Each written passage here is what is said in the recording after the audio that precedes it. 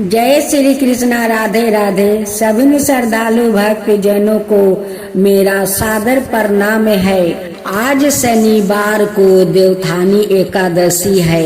आज का दिन भक्त जनों बहुत शुभ है, बहुत शुभ माना जाता है। आज का दिन जो भक्त शनि भगवान को कथा सुनते हैं, उनकी आरती चालीसा सुनते हैं, उनकी भागे शनि देव बदल देते हैं।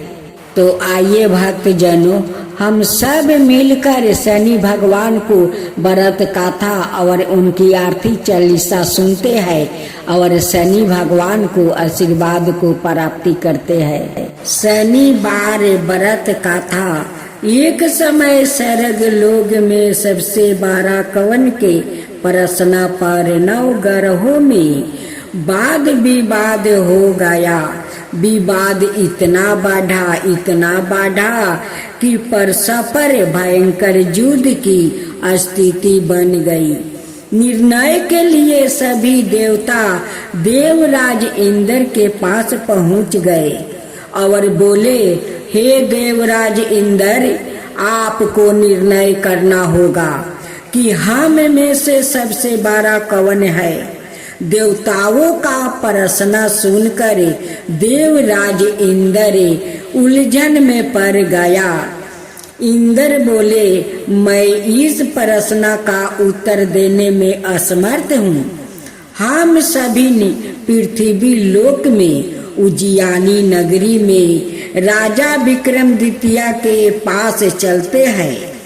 देवराज इंद्र सहित सभी ग्रहों उज्जैनी नगरी पहुंच गया। महल में पहुंचकर जब देवताओं ने उनसे अपना प्रश्न पूछा तो राजा विक्रमादित्य भी कुछ देर के लिए परेशान हो गया, क्योंकि सभी देवता अपनी अपनी शक्तियों के कारण वो महान है। किसी को भी छोटा या बड़ा कह देने से उनके क्रोध के प्रकोप से भयंकर हानि पहुंच सकती थी। अचानक राजा विक्रमादित्य को एक उपाय सूझा और उन्होंने विभिन्न धातुओं स्वर्ण, रजत, चांदी, कांसा, तरमा, तांबा, सीसा, रंगा, जस्ता, अबरक और लोहे के 9 आसन बनवाया। धातुओं के गुणों के अनुसार सभी आसनों को एक दूसरे के पीछे रखवा कर उन्होंने देवताओं को अपने अपने सिंहासन पर बैठने को कहा। देवताओं के बैठने के बाद राजा विक्रमादित्य ने कहा, आपका निर्णय तो सवाए हो गया है। जो सबसे पहले सिंहासन पर विराजमान है वही तो सबसे बड़ा है। राजा विक्रमादित्य के निर्णय को सुनकर शनि देवता ने सबसे पीछे आसन पर बैठने के कारण अपने को छोटा जानकर क्रोधित होकर कहा, राजा विक्रमादित्य, तुमने मुझे सबसे पीछे बैठाकर मेरा अपमान किया है। तुम मेरी शक्तियों से पराजित नहीं हो, मैं तुम्हारा सर्वनाश कर दूंगा। शनि ने कहा, सूर्य एक राशि पर 1 महीने रहते हैं, चंद्रमा 2.25 दिन, मंगलवार 1.5 महीने रहते हैं, बुधवार और शुक्र 1 महीने रहते हैं, बृहस्पति 13 महीने रहते हैं। लेकिन मैं किसी राशि पर 7.5 बरस से 7.5 तक रहता हूँ। बड़े बड़े देवताओं को मैंने अपने प्रकोप से पीड़ित किया है। राम को 7.5 के कारण ही वन में जाकर रहना पड़ा है और रावण को 7.5 के कारण ही युद्ध में मृत्यु का शिकार बनना पड़ा है। राजा, अब तू भी मेरे प्रकोप से नहीं बच सकेगा। इसके बाद अनाए ग्रहों के देवता तो प्रसन्नता के साथ चले गए, परंतु शनि देव बड़े क्रोध के साथ वहां से वो विदा होता है। राजा विक्रमादित्य पहले की तरह ही अन्याय करते रहे। उनके राज्य में सभी स्त्री पुरुष बहुत आनंद से जीवन बिता रहे थे। कुछ दिन ऐसे ही बीत गया। उधर शनि देवता अपने अपमान को भूले नहीं थे। विक्रमादित्य से बदला लेने के लिए एक दिन शनि देव ने घोड़े के व्यापारी का रूप धारण किया और बहुत से घोड़ा के साथ उज्जैनी नगरी पहुंच गया। राजा विक्रमादित्य ने राज्य में किसी घोड़े के व्यापारी के आने का वो समाचार सुना तो अपने अश्वपाल को कुछ घोड़े खरीदने के लिए भेज देता है। घोड़े बहुत कीमती थे। अश्वपाल ने जब वापस लौट कर इस संबंध में बताया तो राजा विक्रमादित्य ने सवाई आकर एक सुंदर और शक्तिशाली घोड़े को पसंद कर लिया। घोड़े की चाल देखने के लिए राजा उस घोड़े पर सवार हुआ तो वह घोड़ा बिजली की गति से दौड़ पड़ा। तेजी से दौड़ता घोड़ा राजा को दूर एक जंगल में ले गया और फिर राजा को वहां गिरा कर जंगल में कहीं गायब हो जाता है। राजा अपने नगर को लौटने के लिए जंगल में भटकने लगा, लेकिन उन्हें लौटने का कोई रास्ता नहीं मिला था। राजा को भूख प्यास लग आई थी। बहुत घूमने पर उसे एक चरवाह मिला था। राजा ने उससे पानी मांगा। पानी पीकर राजा ने उस चरवाह को अपनी अंगूठी दे दिया। फिर उससे रास्ता पूछकर वह जंगल से निकलकर पास के नगर में पहुंच गया। राजा ने एक सेठ की दुकान पर बैठकर कुछ देर आराम किया। उस सेठ ने राजा से बातचीत तो किया। राजा ने उसे बताया कि मैं उज्जैनी नगरी से आया हूँ। राजा के कुछ देर दुकान पर बैठने से सेठ जी की बहुत बिक्री हुई। सेठ ने राजा को बहुत भगवान समझ गया और खुश होकर उसे अपने घर भोजन के लिए ले गया। सेठ के घर में सोने का एक हार खूंटी पर लटका हुआ था। राजा को उस कमरे में छोड़कर सेठ कुछ देर के लिए बाहर चला गया। तभी एक आश्चर्यजनक घटना घटी। राजा के देखते देखते सोने के उस हार को खूंटी निगल गया। सेठ ने कमरे में लौट कर हार को गायब देखा तो चोरी का संदेह राजा पर ही किया, क्योंकि उस कमरे में राजा ही अकेला बैठा था।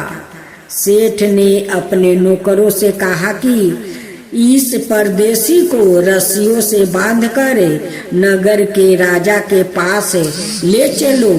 राजा ने विक्रमादित्य से हार के बारे में पूछा तो उसने बताया कि उसके देखते ही देखते खूंटी ने हार को निगल गया था।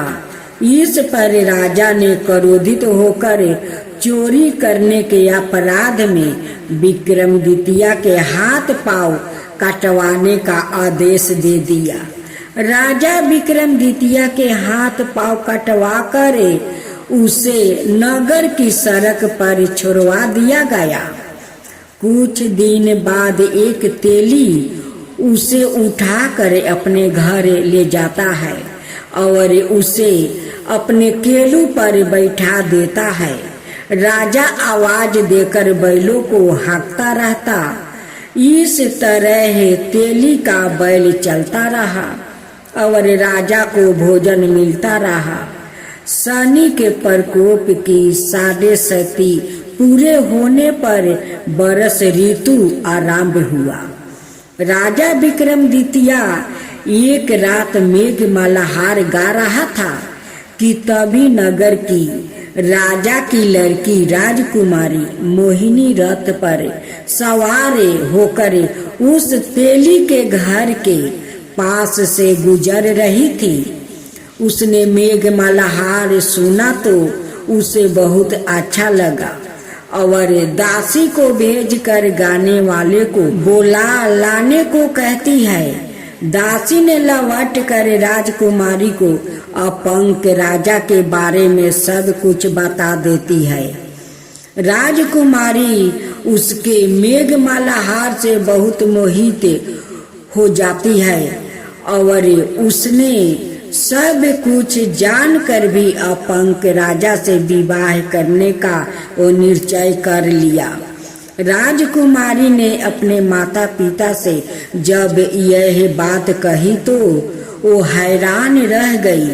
रानी ने मोहिनी को समझाया कि बेटी तेरे भाग्य में तो किसी राजा की रानी होना लिखा है, फिर तू उस अपंक से विवाह करके अपने पांव पर कुल्हाड़ी क्यों मार रही है। राजकुमारी ने अपनी जिद नहीं छोड़ी। अपनी जिद पूरी करने के लिए उसने भोजन करना छोड़ दिया और प्राण त्याग देने का निश्चय कर लिया। आखिर राजा रानी को बेबस होकर अपंक विक्रमादित्य से राजकुमारी का विवाह करना पड़ा। विवाह के बाद राजा विक्रमादित्य और राजकुमारी तेली के घर में ही रहने लगे। उसी रात सपने में शनि देव ने राजा से कहा, राजा तुमने मेरा प्रकोप देख लिया है, मैंने तुम्हें अपने अपमान का दंड ले लिया है। राजा ने शनि देव से क्षमा करने को कहा और प्रार्थना की, हे शनि देव आपने जितना दुख मुझे दिया है अनाय किसी को ना देना है शनि देव। शनि देव ने कुछ सोच कर कहा, राजा मैं तुम्हारी प्रार्थना स्वीकार करता हूँ। जो कोई स्त्री पुरुष मेरी पूजा करेगा, शनिवार को व्रत करके मेरी व्रत कथा सुनेगा, उस पर मेरी अनुकंपा बनी रहेगी। प्रात काल राजा विक्रमादित्य की नींद खुली तो अपने हाथ पांव देखकर राजा को बहुत खुशी हुआ। उसने मन ही मन शनि देव को प्रणाम किया। राजकुमारी भी राजा के हाथ पांव सही सलामत देखकर आश्चर्य में डूब गई। तब राजा विक्रमादित्य ने अपना परिचय देते हुए शनि देव के प्रकोप की सारी कहानी सुना दिया। सेठ को जब इस बात का पता चला तो दौड़ता हुआ तेली के घर पहुंच गया और राजा के चरणों में गिरकर वो क्षमा मांगने लगा। राजा ने उसे क्षमा कर दिया क्योंकि यह सब तो शनि देव के प्रकोप के कारण हुआ था। सेठ राजा को अपने घर ले गया और उसे भोजन करवाया।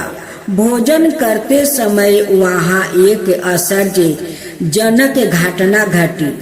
सबके देखते देखते उस खूंटी ने हार उगील दिया। सेठ जी ने अपनी बेटी का विवाह फिर से राजा के साथ कर दिया और बहुत से स्वर्ण आभूषण धन आदि देकर राजा को विदा कर दिया।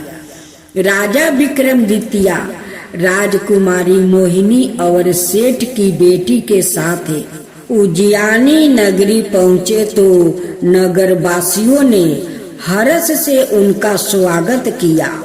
अगले दिन राजा विक्रमादित्य ने पूरे राज्य में घोषणा करवाई कि शनि देव सब देवों से श्रेष्ठ है।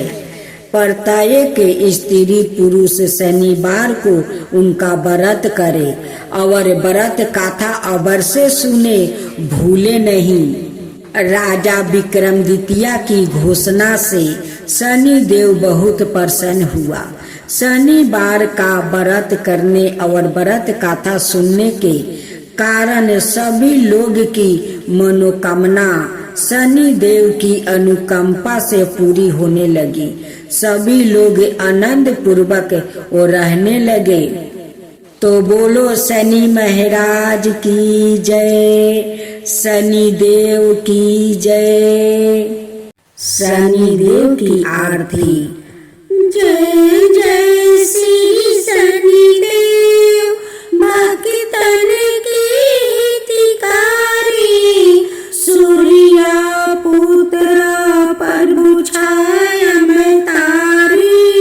जय जय श्री शनि देव, जय जय श्री शनि देव, सामी अंगे बर की दृष्टि, चतुर्भुजाधारी,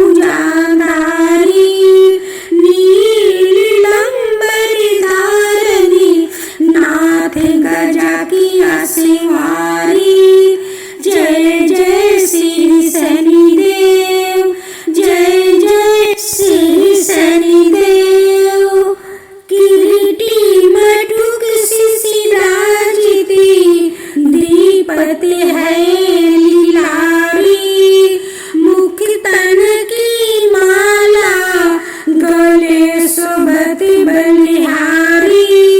जय जय श्री शनि देव, जय जय श्री शनि देव, मोदक मिष्टन पान चढ़ते है सोपारी, मोदक मिष्टन पान चढ़ते है सोपारी।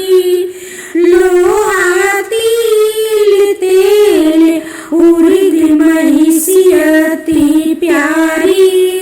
जय जय श्री शनि देव, जय जय श्री शनि देव, देव धनुज ऋषि मुनि सुमिरत नर नारी, विश्वनाथ धरत ध्यान, शरण है तुम्हारी।